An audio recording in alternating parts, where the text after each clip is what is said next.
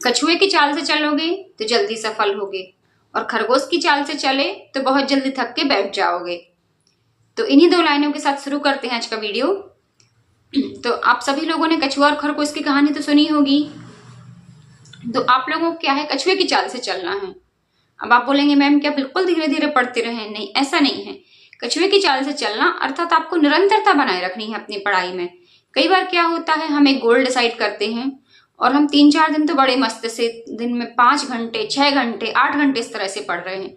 4 दिन आपने 8 घंटे पढ़ाई कर ली, अरे बाप रे अब तो बोर हो गए हैं, अब तो ये सब किताबें बंद करके रख दी एक साइड, और बस फिर 4 दिन का ब्रेक ले लिया। और वो 4 दिन का ब्रेक कब 8 दिन में बदल जाता है, कब आप मोबाइल पे बिल्कुल स्क्रॉल करते रहते हैं, इंस्टाग्राम पे शेयर करते रहते हैं।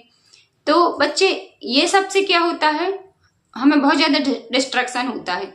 जो हमने पढ़ा है 4 दिन 8-8 घंटे, वो सब हम भूल जाते हैं।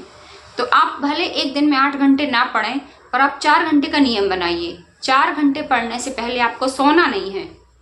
आप बिल्कुल अपना टाइमर लगाइए, लिखिए आप कितने बार कितने कितने मिनट पढ़ने बैठे हैं, वो सब आप लोग एक डायरी में नोट करते जाइए। आप लोग एक पेज रफ बना लीजिए और उसको नोट कर लीजिए कि मैंने अभी इतनी देर पढ़ा है। और जब हम बीच में ब्रेक लेना है, तो बहुत ही मैंने हर वीडियो में आसान सी चीज बताई है।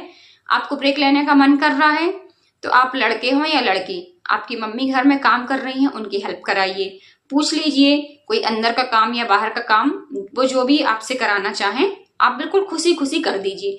देखेंगे आप 5 मिनट का काम करने के बाद इतना सेटिस्फेक्शन मिलता है, आपका अपने आप बिल्कुल खुशी खुशी पढ़ाई में मन लगेगा। और ये जो मोबाइल की लत है, इससे भी छुटकारा मिलेगा। जब हम किसी भी चीज को पास से देखते हैं, हम देखिए आपने पढ़ाई की, जो पुस्तक है लगभग आपने 2 फीट की 1 फीट की दूरी पर रख के आपने पढ़ाई की, फिर आप ब्रेक लेने के लिए आ गए मोबाइल पे। आपने मोबाइल को भी लगभग आंख से 1-2 फीट की दूरी पर रखा और स्क्रॉल कर रहे हैं, देख रहे हैं। अब आप बताइए आपकी आंखों को रिलैक्स कब मिलेगा? आंखें चाहती हैं कि पहले हम थोड़ी देर पास का देखें और फिर दूर का देखें। जब शाम होती है आप छत में जाइए, वहां पर देखिए आप पक्षी जब उड़ के अपने घर में वापस जाते हैं, कितना सुकून मिलता है आसमान को देख के। तो ये सब कीजिए तो आप डेली के रूटीन में। और हेल्प तो कराने का मैं हमेशा बोलती हूँ, आपके घर में पापा हैं, पापा की हेल्प कराइए, मम्मी की हेल्प कराइए, या जिनके जो बच्चे बाहर रह के पढ़ रहे हैं वो अपने जिनके भी पास वो रह रहे हैं उनकी हेल्प कर सकते हैं। उनसे पूछ सकते हैं कि भाई क्या काम है। जो हॉस्टल में रह रहे हैं तो बेटा हॉस्टल में भी काफी सारे काम अपने खुद के ही होते हैं, वो कीजिए। लेकिन आपको मोबाइल नहीं देखना है, मोबाइल से बिल्कुल दूरी बना के रखिए।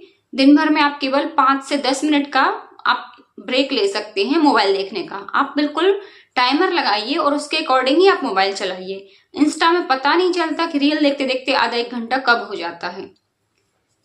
तो बच्चों आपको मोबाइल से दूर रहना है और साथ में आपको कछुए की चाल से अर्थात निरंतर पढ़ना है।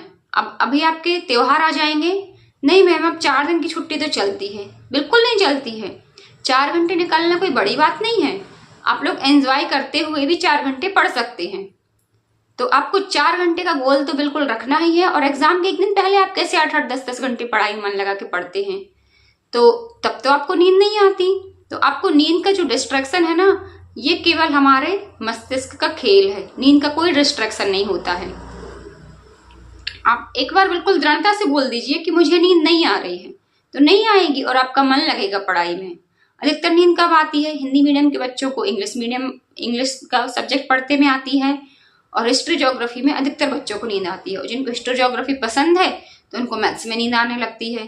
तो बेटा जब हमें नींद नहीं आती, जैसे मॉर्निंग में जब हम सो के उठते हैं तो उस समय तो नींद नहीं आती, तो उस समय आप मैथ्स पढ़ लीजिए। आपको जो विषय कठिन लगता है वो आप उठ के पढ़ लीजिए, और रात में सोते समय जो विषय आपको पसंद है वो पढ़ लीजिए। तो ऐसे में आप सभी विषय पढ़ पाएंगे।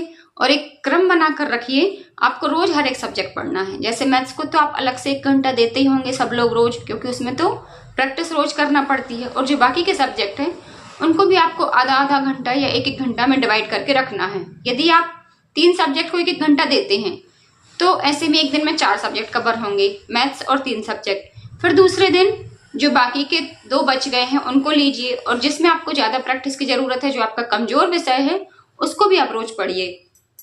तो इस तरह से आप देखेंगे कि जब आप निरंतरता बनाए रखेंगे तो आप कभी भूलेंगे भी नहीं। और बच्चों रिवीजन बहुत बहुत बहुत ज्यादा करना है, आपको कई बार लिख के देखना है, तब चीजें याद होती हैं, और पढ़ा हुआ किसी को पढ़ा देने से बिल्कुल वो कंठस्थ हो जाता है, आप वो कभी भूलते नहीं हैं। तो आपको बेटा इन सब बातों का ध्यान रखते हुए बहुत ही स्मार्टली पढ़ाई करनी है। बिल्कुल आपको निरंतरता से पढ़ना है, कभी भी गैप नहीं लेना है, ना ब्रेक लेना है। ऐसा ब्रेक नहीं कह रही हूं मैं कि 5-10 मिनट का ना लें, ये जो आप दिन वाइज ले लेते हैं ना ब्रेक, कि 4 दिन पढ़ लिया मैम, 1 दिन छुट्टी या संडे की छुट्टी, तो ये वाला ब्रेक नहीं लेना है। तो आई होप बच्चों कि आपको निरंतरता का महत्व समझ में आया होगा। फिर मिलते हैं नेक्स्ट वीडियो में, तब तक के लिए जय हिंद, वंदे मातरम।